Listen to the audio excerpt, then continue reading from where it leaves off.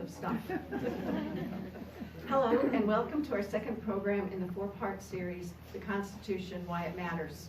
I'm Stephanie Van Ortstrand, one of the founders of Voices from the Prairie. This evening, Voices, along with the Princeton Public Library, the Interactivity Foundation, and the Midwest Partners, are pleased to have as our guest speaker, Matt Schafer. Matt graduated from Princeton High School, received his undergraduate degree from the University of Illinois, his master's in mass communication from Louisiana State University, and law degree from Georgetown. In his current position with ViacomCBS,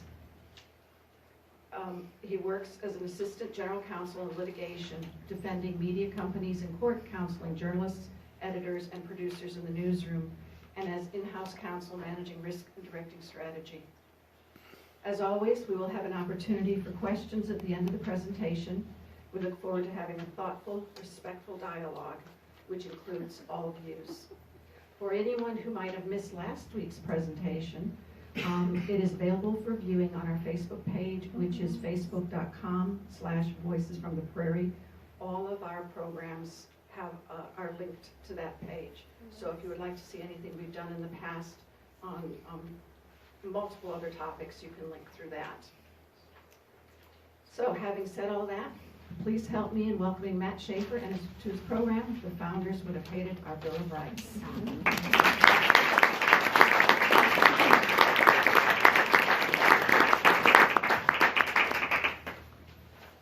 Now I have to deal with my technology.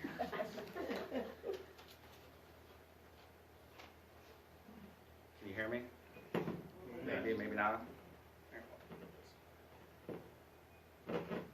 How about now? We okay? Yeah. Yep. All right, I'll talk loudly as well. Thank you very much. It's great to be here. So I'm gonna jump right in, and this will probably stretch longer than both you and I would like. But I'm going to run through this as quickly as I can, and then we can do questions at the end if that works. So I titled this discussion, The Founders Would Have Hated Our Bill of Rights. And that's because it's mostly true. In 1787, when the founders went to Philadelphia, they went to form a national government, not define the rights of men. Many founders never wanted a Bill of Rights. Those who did would have never agreed to the one that we have today. One notable exception, I think, though, is James Madison, who wrote the Bill of Rights.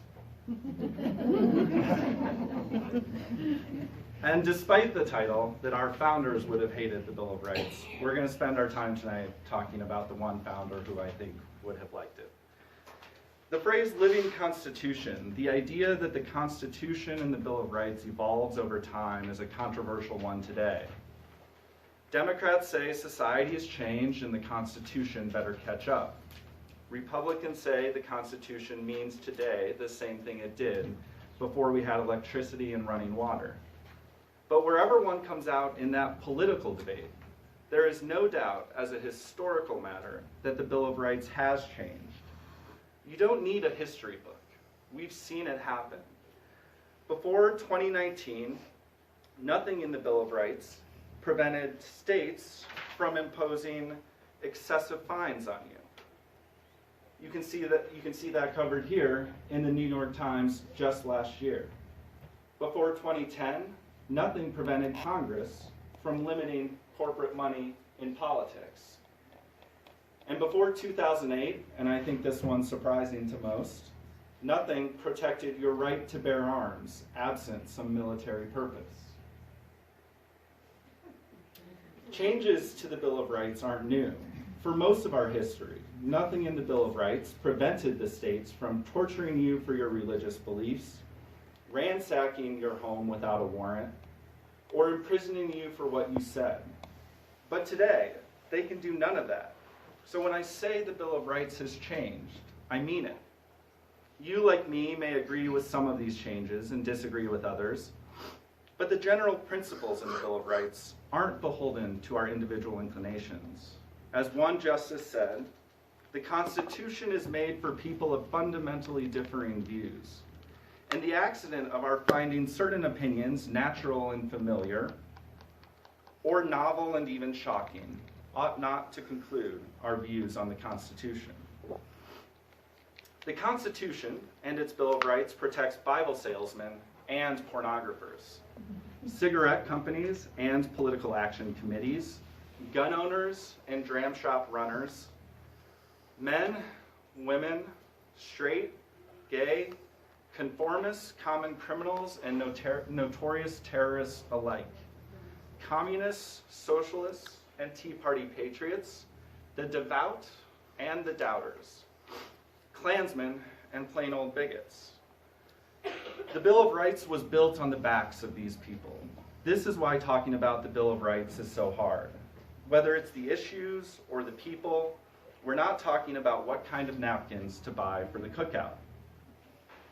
We're talking about the big stuff, the messy stuff, the controversial stuff.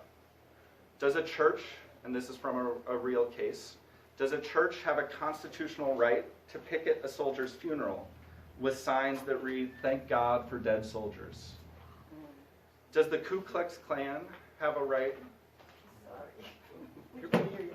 We can hear you. Should I hold it? Yeah. As long as we interrupted with my freedom of speech. There's a white car outside whose lights are on, and the plate number is Q534692, and it's along the fence, along the by the dental office. No one sees you, it's fine. All right, thank you so much.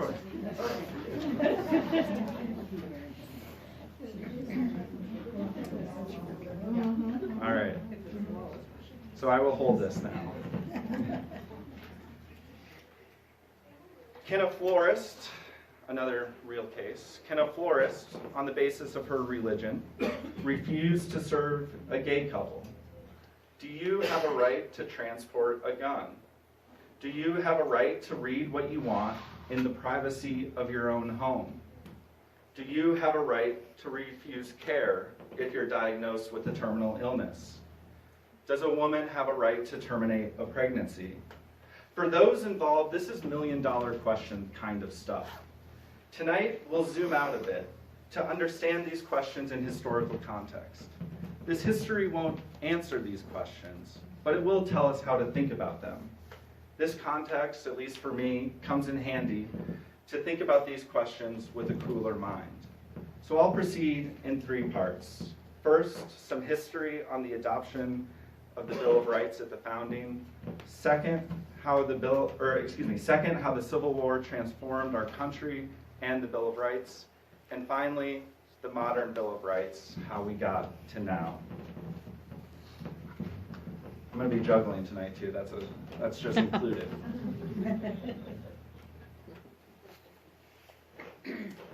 So let's set the stage. Let's go way back.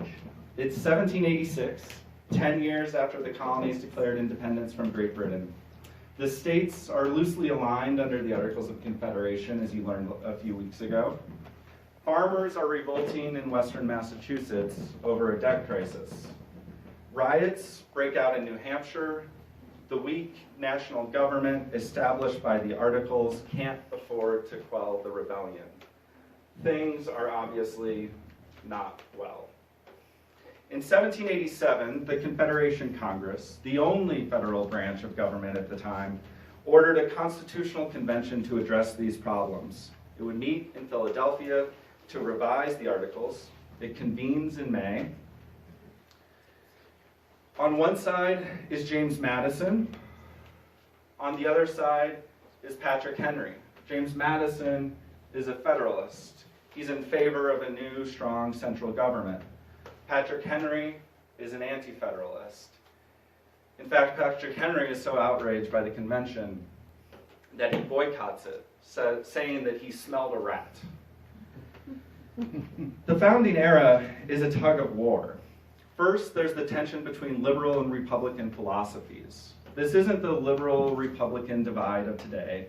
This is about classical liberalism, the emphasis on the importance of the individual, the idea that individuals have a natural right to life, liberty, and property, and about classical republicanism, the belief that individuals should manage their affairs as a community.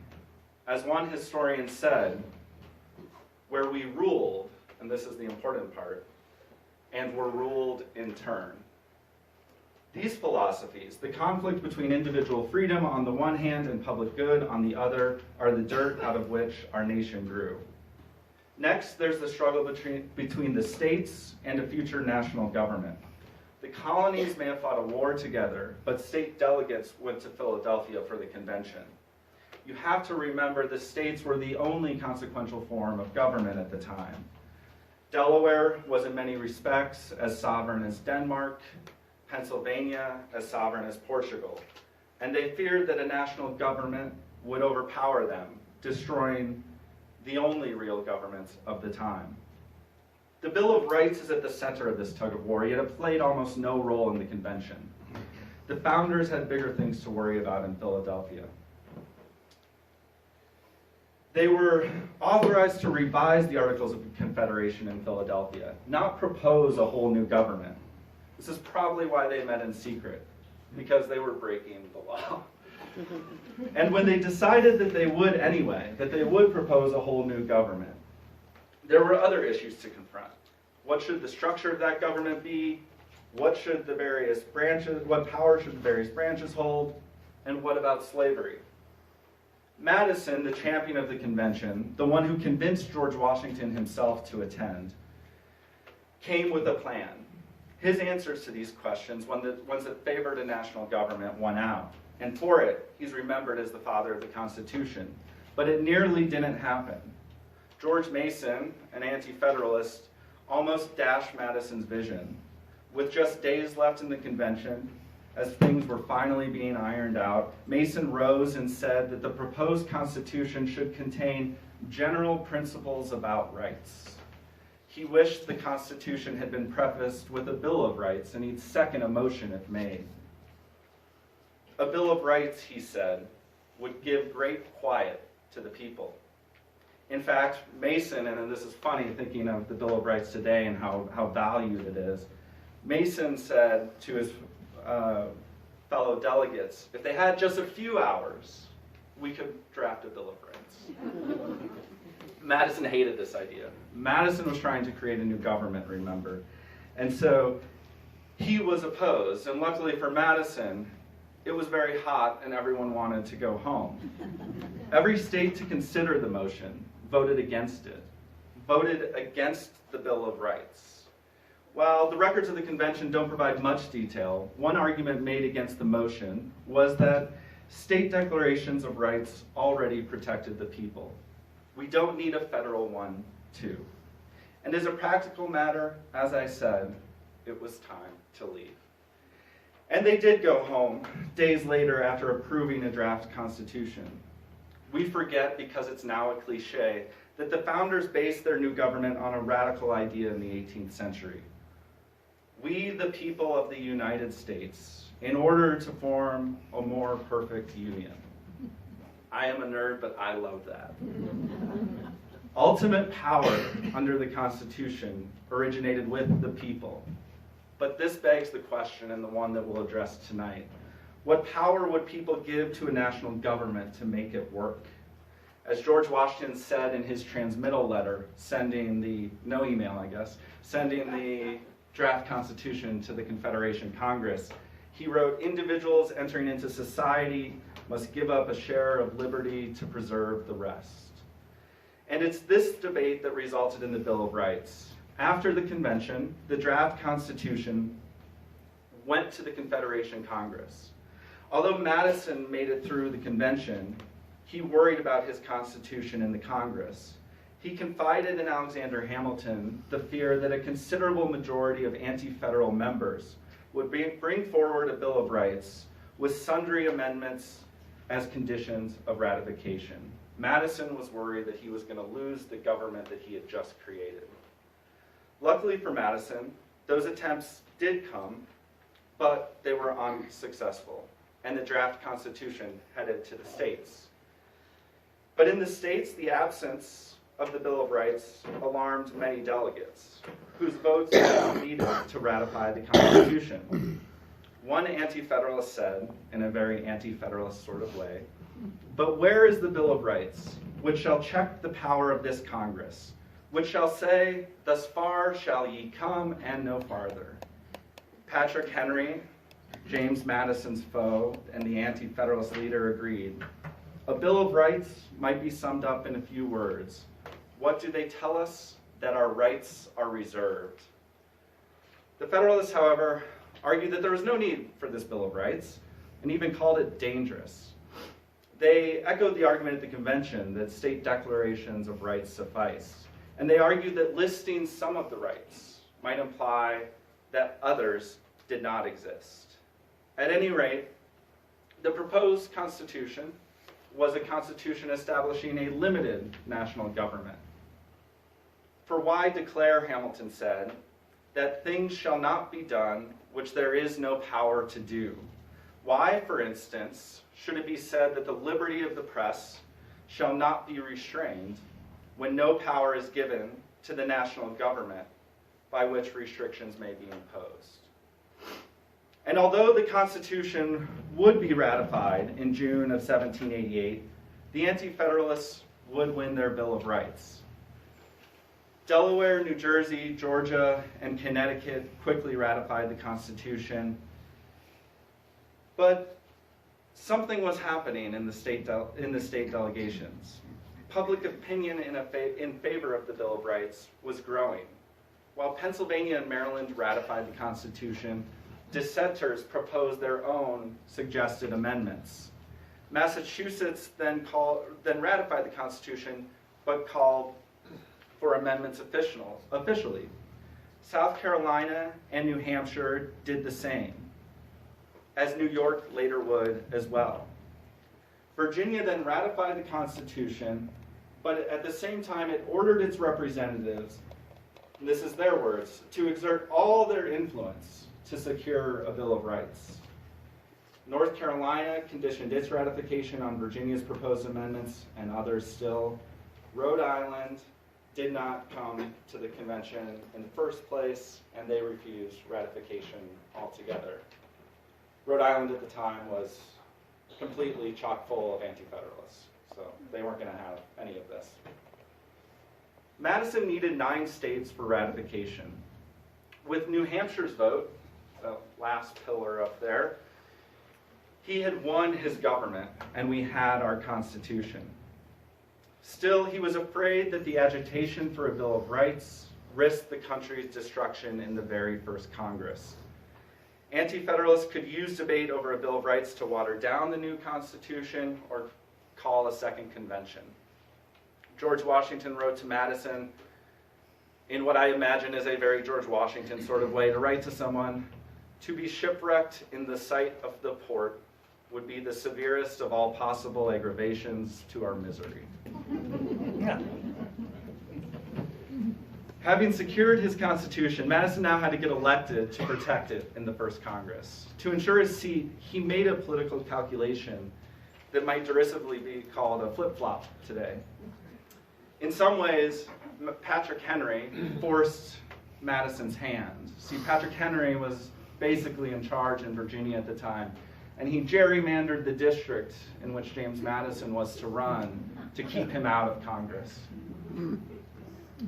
So what was this flip-flop? Madison decided to start arguing in favor of a Bill of Rights instead of against one. This flip-flop not only helped Madison get elected to Congress, it gave him the power to frame the discussion over a Bill of Rights.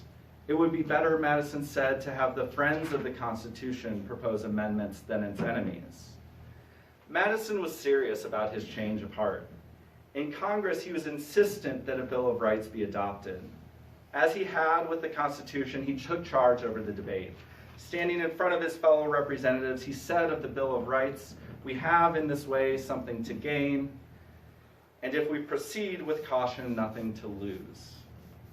The amendments, he said, not only would protect the people from the government, but from the community operating by the majority against the minority. Pause on that for a second. What's he acknowledging? In part that a Bill of Rights, by its very nature, is anti-democratic. A Bill of Rights says that the majority does not always get to call the shots. Madison proposed 30 or so provisions for ratification, depending on how you count them, to be interspersed actually throughout the Constitution. Madison didn't frankly like the idea of adding the Bill of Rights to the end of the Constitution. That would come later. In the category of no good deed goes unpunished, Federalists and Anti-Federalists alike did not like the amendments that Madison would propose in that first Congress. They were, they said, superfluous, securing rights never in danger, calculated merely to amuse or maybe deceive. Even Thomas Jefferson, which this must have hurt because Jefferson was Madison's mentor, and at this time Jefferson was over in Paris, doing whatever it is Thomas Jefferson does over in Paris. Thomas Jefferson wrote, "I like it as far as it goes, but I should have been for going further." And George Washington said that some, although he did not say which, of the amendments were not very essential. Nevertheless, at the insistence of Madison, the House took these amendments and boiled them down to 17. The Senate then distilled the amendments down to 12, much to the outrage of Madison. And they decided the amendments would be appended to the end of the Constitution, not be inserted directly into the body of the Constitution. In September of 1789, Congress then sent those amendments to the states for approval, but the states only approved 10 of them. So you have 12 that were eventually through the Senate. They send those to the states approved 10. The first two, apportionment of the House and congressional compensation, failed. But it's those remaining 10 that were eventually approved in 1791 that became the thing that we call the Bill of Rights today. The famous ones, freedom of speech, religion, the right to bear arms, and the not so famous, the right to be tried in the district where the crime was allegedly committed.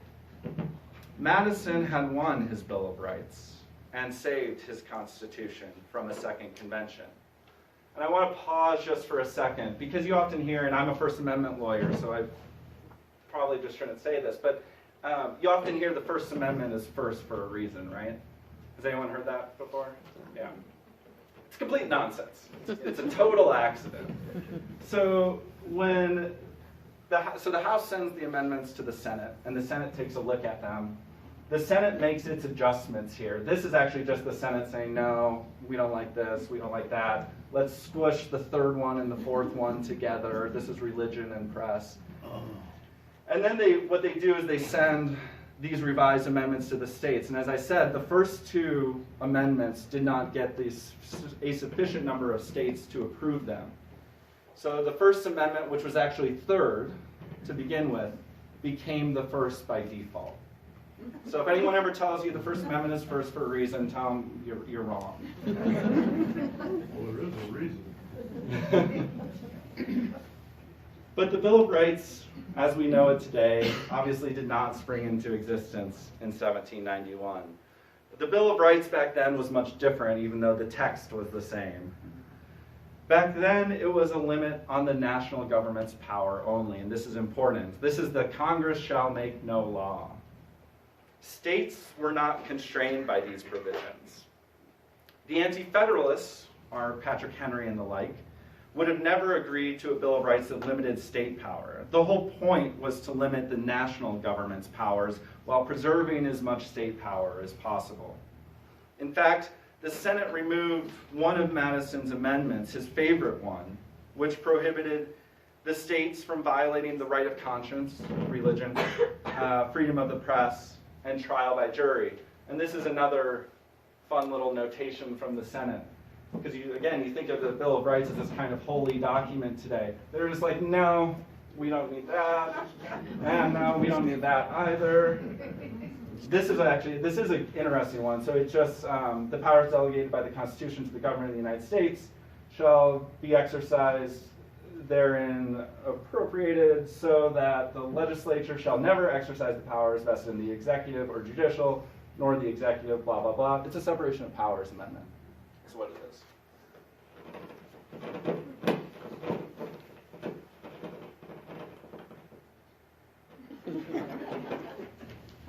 And that's the original battle over the Bill of Rights. We have memorials to some of these early battles between the Federalists and the Anti-Federalists. Memorials to the arguments for and against the Bill of Rights. Actually, the founders, they erected these memorials in the Bill of Rights itself to remind us what happened. First, you have the 9th Amendment, which clarifies that listing some rights in the Bill of Rights does not imply that others may not exist. So that goes to the Anti-Federalist argument that we don't have paper long enough to record all of our rights. And then second, the 10th Amendment, which says that the national government has limited powers, and the power not delegated to it is reserved to the states or to the people. So despite all the controversy over Madison's Bill of Rights at the time, as soon as it was ratified, it was forgotten. There is little evidence, actually, that anyone at the time actually referred to the Bill of Rights as the Bill of Rights. That wouldn't be until the last half, late in the last half of the 19th century. Americans had little use for a Bill of Rights early on because the national government had little power to intrude on their lives. The Bill of Rights was really a rudder for a ship of state that didn't yet have a mast. By 1800, Washington, D.C., was then a new capital, was home to a few thousand people. Today, it has hundreds of thousands. John Adams' cabinet had 5 posts. Today, the cabinet has 23. Fewer than 140 politicians walked the brand new halls of the 6th Congress. More than 500 do today. So here's I think it's the north wing of the Capitol in 1800. So this is what it would have looked like around this time.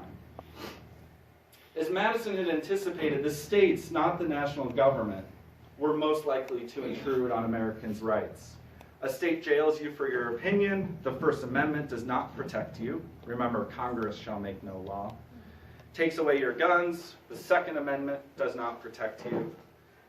In fact, the Supreme Court upheld an early Illinois law prohibiting any group other than the regular militia from marching with guns. This lack of protection wasn't an accident. It was intended.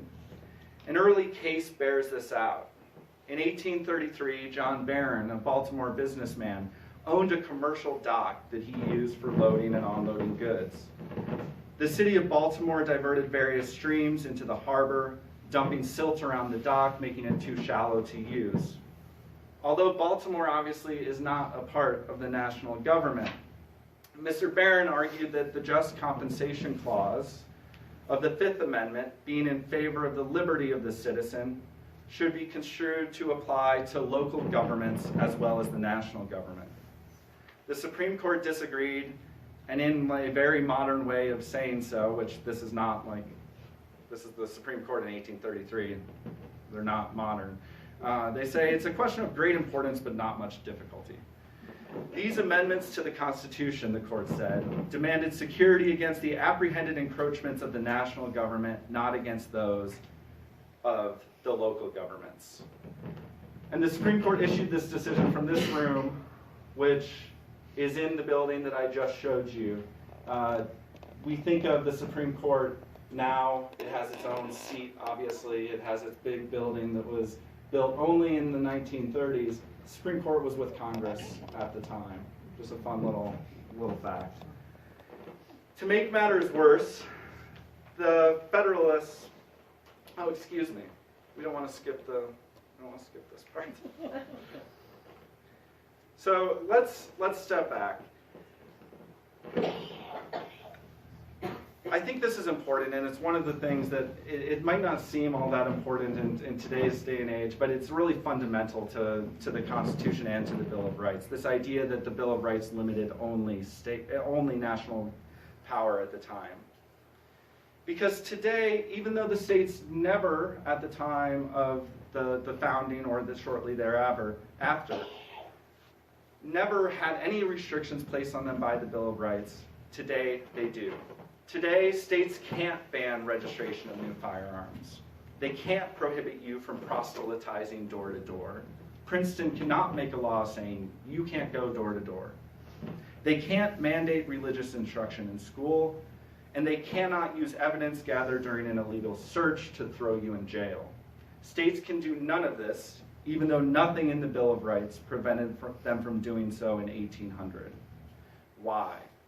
The answer to this question lies between the nation's founding and the Civil War. This marks the transition from Congress shall make no law to no state shall.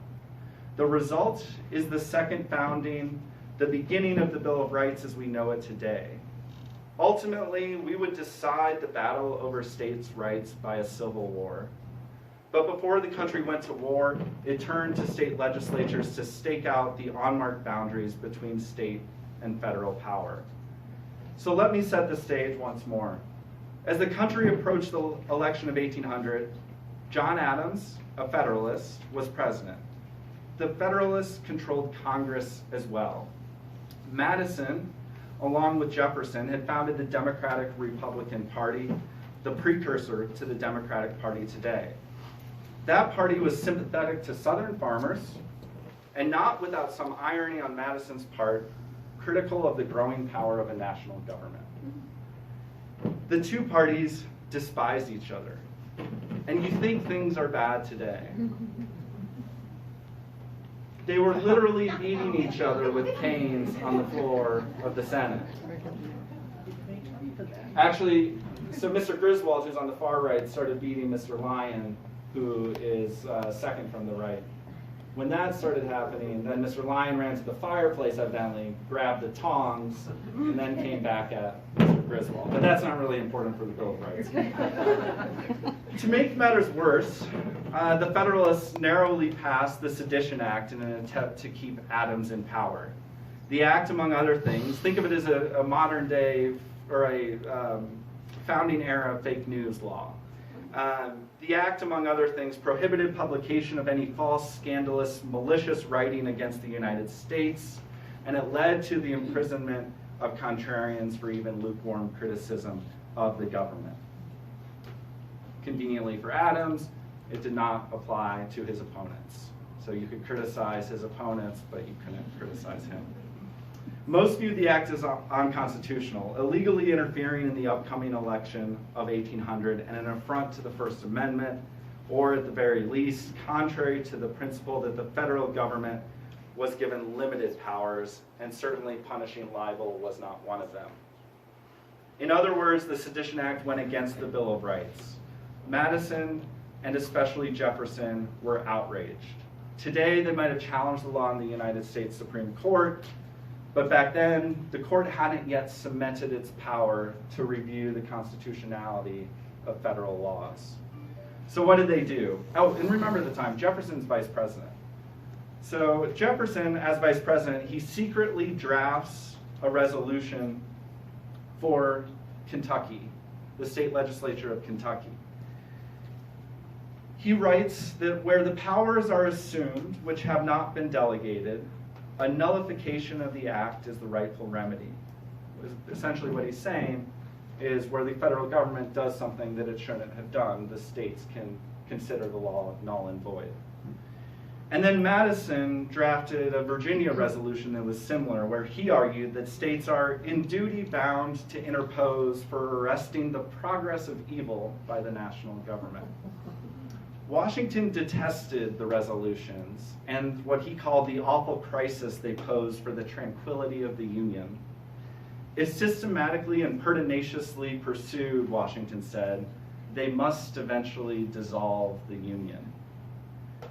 Most states agreed with Washington. Both Kentucky and Virginia sent their resolutions to the other states for their consideration, but every state either ignored it or rejected them. The Sedition Act survived Madison and Jefferson's attacks as a result. Although the public did run Adams out of office in the election of 1800, so that's what you get.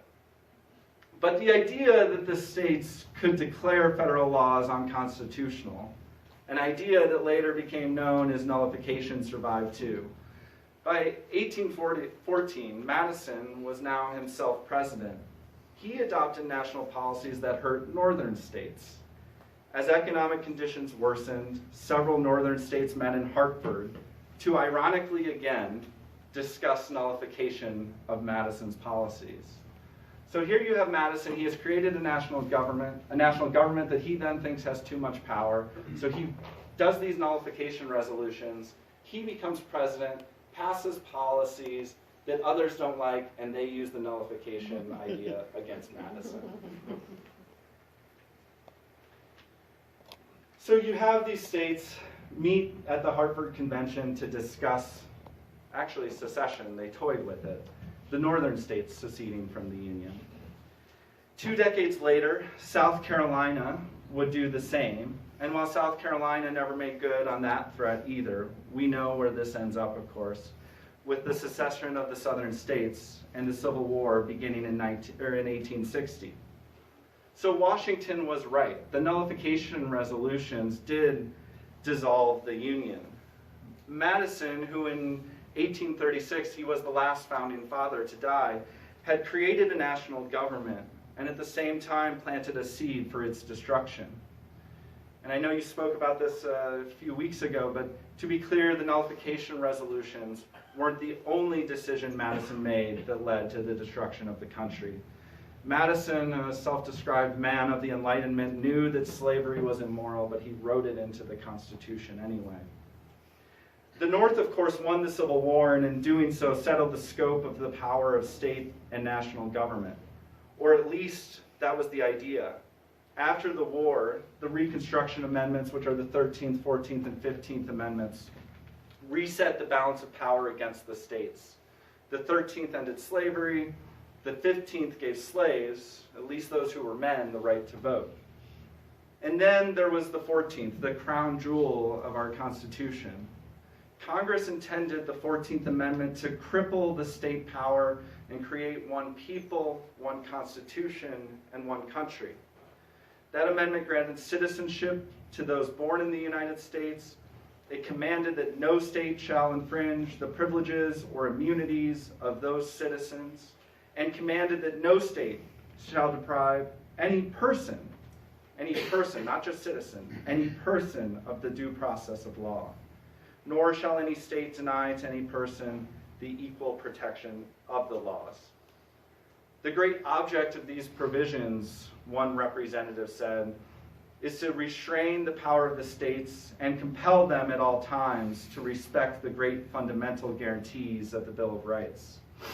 The amendment, he added, would forever disable every state from passing laws trenching upon those fundamental rights.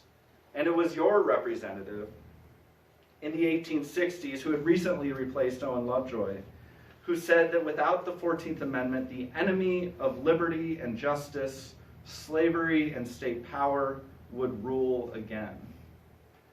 If the Civil War means anything, it means that the founders' government, including a Bill of Rights enforceable only against the national government, was a failure. At the convention, the founders knew that the division of power between the states and the national government mattered. It was a sticking point for many of them. But the Civil War shows they struck the wrong balance. Thus, the United States, according to Madison, lasted only 70 years before it all fell apart, to the tune of more than 500,000 dead Americans. The Reconstruction Amendments make the United States today a very different country than it was before the Civil War. I can't emphasize this enough. The country after the Civil War is not the country the founders knew. To save the Union, we created a new one.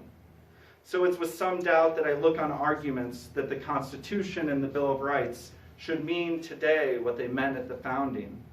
That way of thinking erases from our history the lessons we learned in the 18th century about state excesses. Despite the promise of the 14th Amendment, the Supreme Court early on gutted much of it, maintaining the status quo as before the war, where the Bill of Rights applied only to the national government. In fact, it would be years before the court finally began to enforce amendments in the Bill of Rights against the states.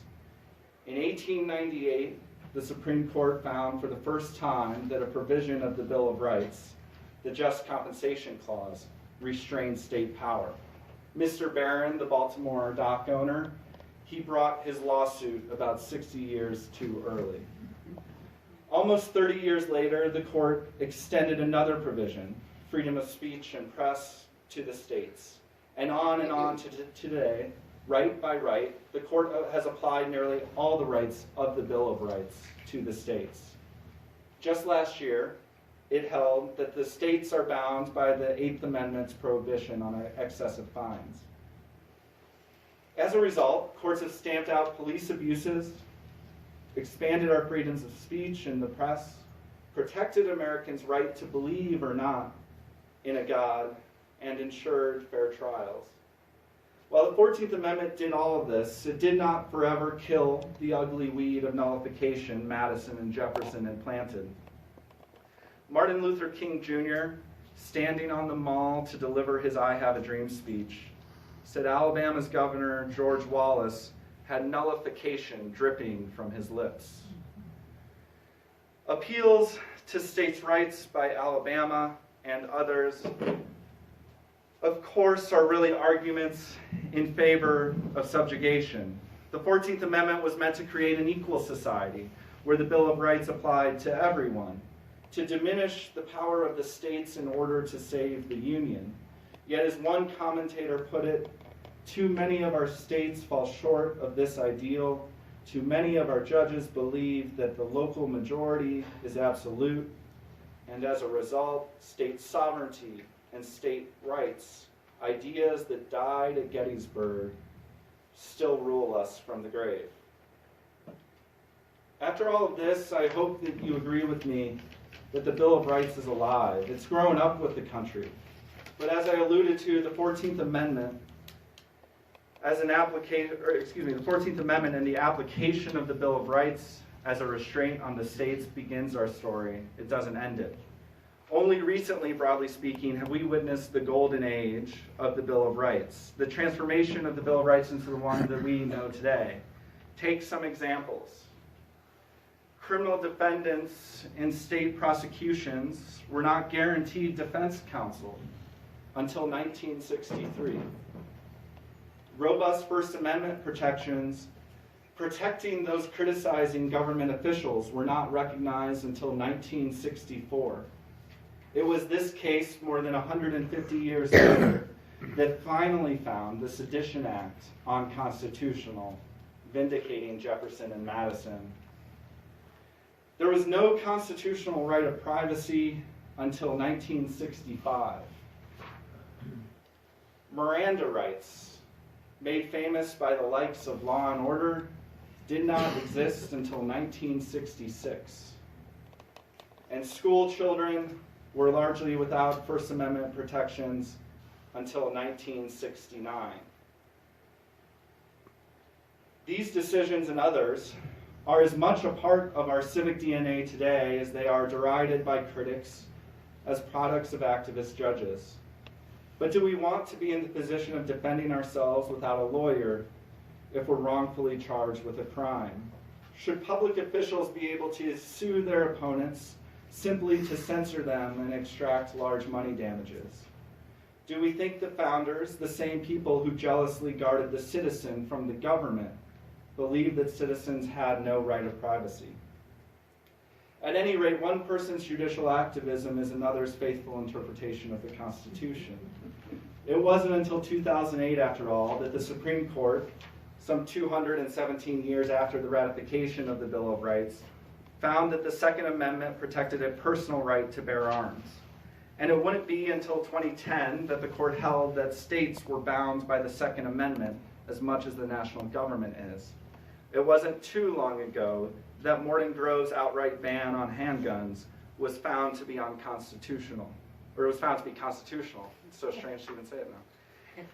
We owe this expansion of the influence of the Bill of Rights to a few things. First, you have the rise of civic education in the United States during the 20s, the drift towards defining the Bill of Rights as the Bill of Rights, a proper noun representing the first 10 amendments.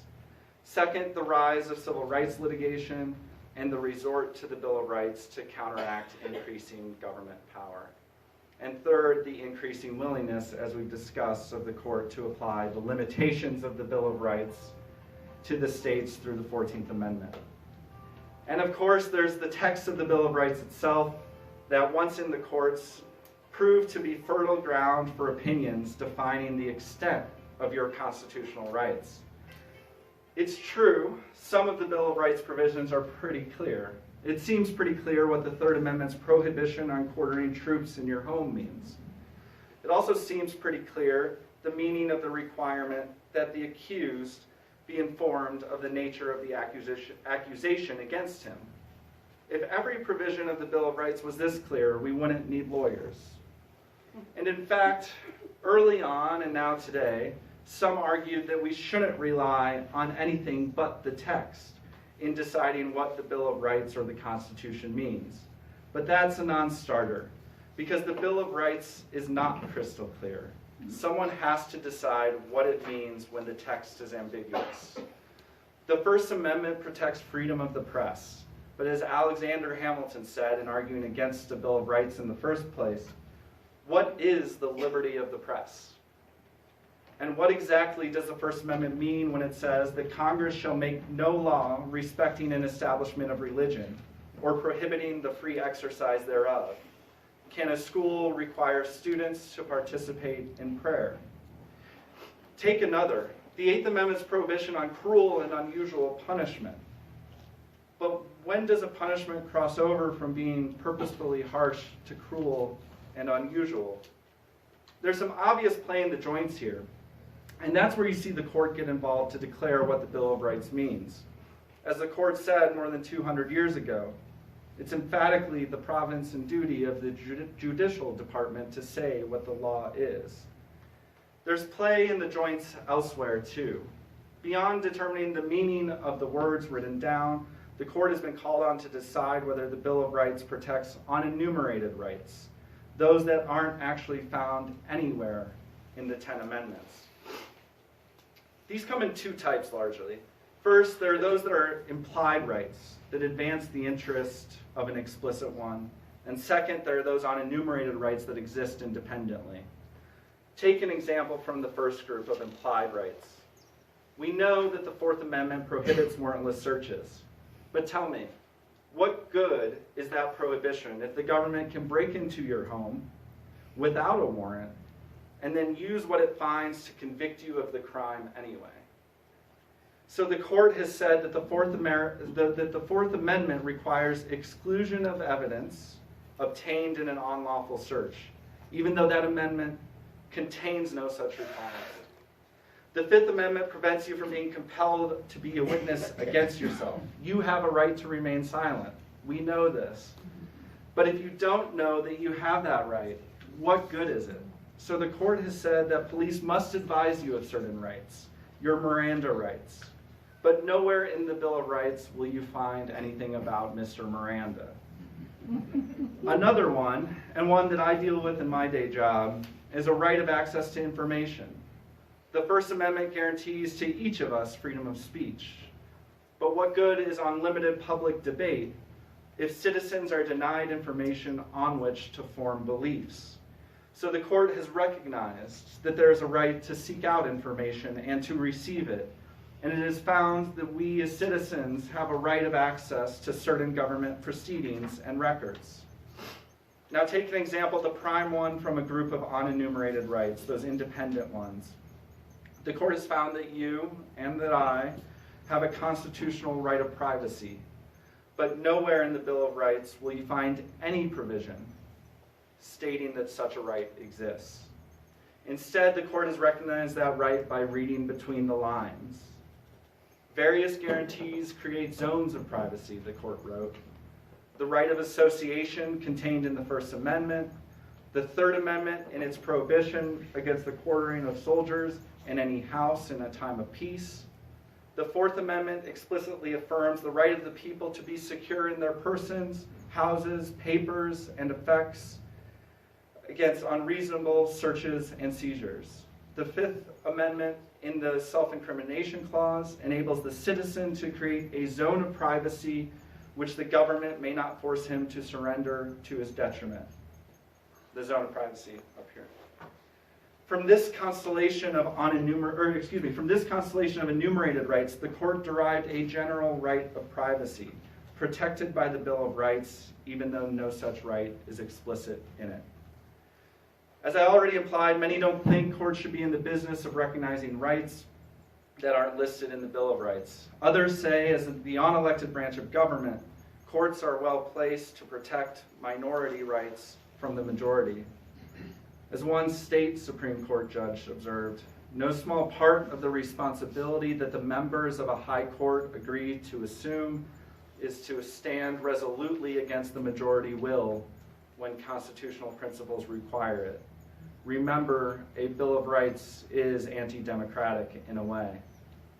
I'm not trying to sell you on the answer here, but criticisms of implied and enumerated rights and unenumerated rights to me seem out of step with what the founders probably thought. Remember, the founders didn't believe they were granting rights by adopting a Bill of Rights. We as human beings were vested with certain unalienable rights, irrespective of what our founding documents have to say about it. We also know that the founders did not intend to imply only those rights listed existed. The Ninth Amendment makes this clear, as do the dozens of other rights proposed by the states that didn't make it into Madison's version of the Bill of Rights. And we know that they were creating a government of limited powers. That's the 10th Amendment. It would appear self-destructive to a system of limited government to say that despite our unalienable rights that we have as human beings, the only enforceable ones are those that Madison thought to jot down. Despite my inclination, I have no expectation that the current Supreme Court will recognize more unenumerated rights anytime soon. While the 20th century was a boom for the Bill of Rights, over the last 50 years, a conservative court has declined to continue it. In 1997, for example, the court declined to recognize that you have a right to die, a right to physician-assisted suicide. One place we're likely to see the Bill of Rights develop, though, is in cases lying at the intersection of technology and individual rights. Even in a court with little desire to recognize the existence of new rights, technology will continue to force it to map the far boundaries of existing ones. We've already seen it. In 2012, the question was whether police placing a GPS device on the undercarriage of a car without a warrant was lawful under the Fourth Amendment. The government argued that because the car traveled public streets, the defendant had no reasonable expectation of privacy in the movements of that car. Justice Sonia Sotomayor, in her concurring opinion, wrote, "It may be necessary to reconsider the premise that an individual has no reasonable expectation of privacy in information voluntarily disclosed to third parties.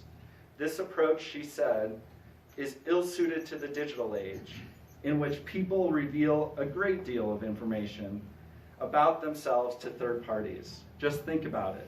People disclose the phone numbers that they dial or text to their cellular providers, the websites that they visit, and the email addresses with which they correspond to their internet service providers, and the books, groceries, and medications they purchase to online retailers. In 2014, the question was whether the Fourth Amendment permitted the police to conduct a warrantless search of the contents of a cell phone seized from a person at the time of arrest. The court found that it did not permit it. While officers are generally permitted to conduct warrantless searches of individuals after arrest for weapons and the like on the body, the court refused to extend that logic to the contents of an arrestee's cell phone. The United States asserts, Chief Justice Roberts wrote, that a search of all data stored on a cell phone is materially indistinguishable from searches of physical items on the body like a purse. That is like saying a ride on horseback is materially indistinguishable from a flight to the moon. Both are ways of getting from point A to point B, but little else justifies lumping them together. Modern cell phones, he said, implicate privacy concerns far beyond those implicated by the search of a cigarette pack, a wallet, or a purse.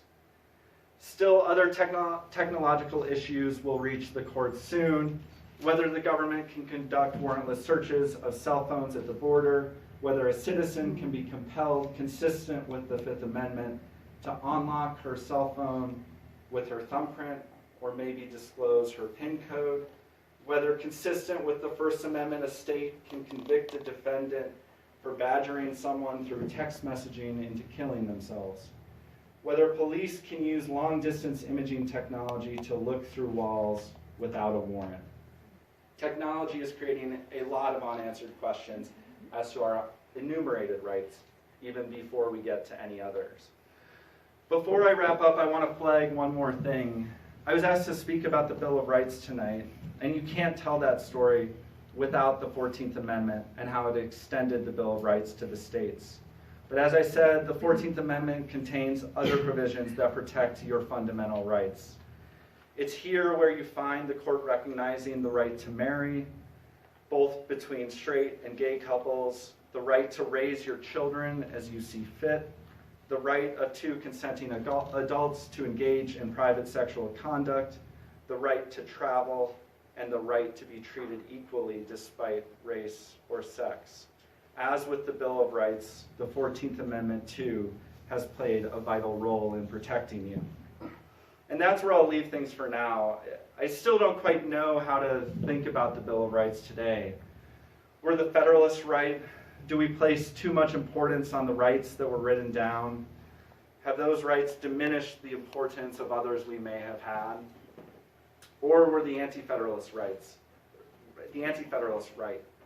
Maybe we needed a Bill of Rights in our worst moments, when the country was dehumanizing citizens of color, when communist fever was spreading, when it would have been too easy to silence the critics rather than face their criticism. I mentioned earlier tonight that Madison flip-flopped on the Bill of Rights, arguing against it and then for it. And I thought I would leave you with one more of his flip-flops because it sums up his view on the interpretation of the Constitution. And as we know, interpretation matters. You see it play out in the Supreme Court with philosophically conservative justices arguing for an originalist approach. The Constitution means today what it meant in 1789. The liberal justices arguing for a dynamic approach that the Constitution changes over time. Madison, the guy who wrote the thing, was apparently in the latter camp. So what was his flip-flop this time? The issue is pretty boring. It was whether Madison should veto a bill chartering a second bank of the United States. As a congressman, Madison argued in 1791 that the first bank of the United States was unconstitutional because the Constitution did not grant the national government the power to charter banks. Remember, the national government is a government of limited powers. But then, more than 2 decades later as president, Madison was the one who signed the bill establishing the second bank of the United States, saying that he had been charged with inconsistency. Madison wrote to Marquis de Lafayette, the great general who helped secure our victory during the Revolutionary War, to explain himself. Madison said in that letter that over 20 years, the first bank exercised its power, the states concurred with it, and the people did too, without a glimpse of change in the public opinion as to its constitutionality. As to these circumstances, Madison wrote, and this is the important part, all this I regarded as a construction put on the Constitution by the nation, which having made it, had the supreme right to declare its meaning. I did not myself feel as a public man at liberty to sacrifice all of these public considerations to my private opinion. Thank you.